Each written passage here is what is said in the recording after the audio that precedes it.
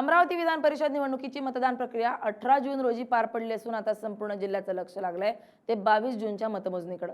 जिल्हाधिकारी कार्यालयातील नियोजन भवनात होणाऱ्या मतमोजणीत अखेर विजयाचा गुलाल कुणाच्या नावावर उधळला जाणार याची उत्सुकता शिगेला पोहोचली आहे।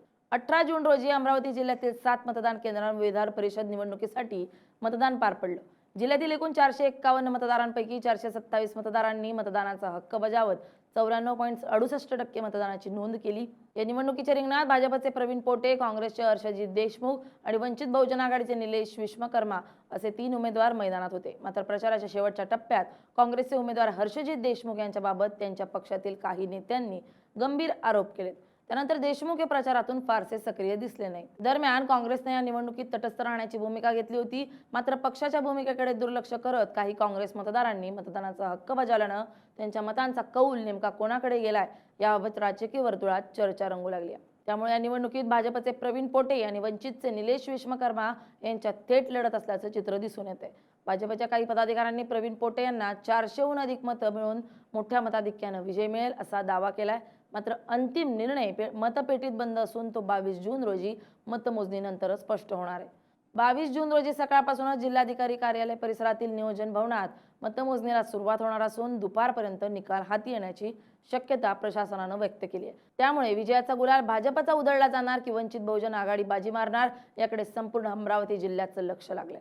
विधान परिषद निवडणुकीची मतदान प्रक्रिया गेल्या 18 जून रोजी अमरावती जिल्ह्यातील 7 मतदान केंद्रावर पूर्ण झालेली आहे। आता येत्या 22 जून रोजी याच संपूर्ण निवडणुकीची मतमोजणी प्रक्रिया पार पडणार आहे। अमरावती जिल्ह्यातील जिल्हाधिकारी कार्यालय परिसरातील नियोजन भवन या ठिकाणी संपूर्ण जे आहेत आता या निवडणुकीची मतमोजणी प्रक्रिया येत्या 22 जून रोजी पूर्ण होणार आहे। म्हणजेच अमरावतीमध्ये विधान परिषद निवडणुकीमध्ये बाजी मारणार तरी कोण, गुलाल कोणाचा उडणार येत्या 22 तारखेला हे संपूर्ण स्पष्ट होणार आहेत।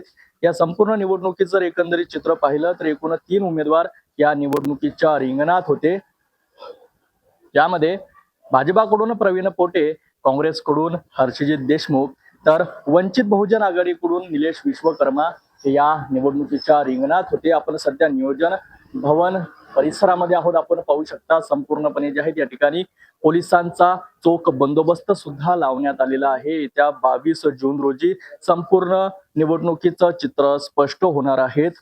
सध्याचं चित्र जर पाहिलं तर सध्या प्रवीण पोटे हे मोठ्या मताधिक्याने निवडून येतील असा एकंदरीत अंदाज अमरावती जिल्ह्यामध्ये वर्तविण्यात येतोय। कारण काँग्रेसचे उमेदवार हर्षजित देशमुख हे गेल्या काही दिवसांपासून निवडणुकीच्या रिंगणातून गायब झालेले होते। तसेच निलेश विश्वकर्मा यांना सुद्धा मतदान होईल, मात्र मोठ्या मताधिक्याने जे आहेत प्रवीण पोटे निवडून येतील असा अंदाज एकंदरीत व्यक्त केला जातो आहे। अमरावती जिल्ह्यातून एकूण 451 मतदार होते, ज्यामधून 427 मतदारांनी आपला मतदानाचा हक्क बजाविला तर 24 मतदारांनी या निवडणुकीवर बहिष्कार टाकलेला होता। म्हणजे ते संपूर्ण जे आहे 24ही मतदार हे काँग्रेस पक्षाचे होते आणि अमरावती शहरामध्ये एक व्हीप सुद्धा जाहीर करण्यात आला होता, ज्यामध्ये कुठल्याच काँग्रेसच्या नगरसेवकांनी मतदान करू नये असं एकंदरीत काँग्रेस पक्षाच्या वतीने सांगण्यात आलं होतं। मात्र काही नगरसेवकांनी मतदान सुद्धा केलेलं होतं। आता येत्या 22 तारखेला नेमका काय रिझल्ट लागतो, कोणाचा गुलाल या परिसरामध्ये उडतो हे सुद्धा पाहणं एकंदरीत महत्त्वाचं ठरणार आहे। कॅमेरा पर्सन सोबत मी रोहित कळे, पाहत राहा LS मराठी, अमरावती।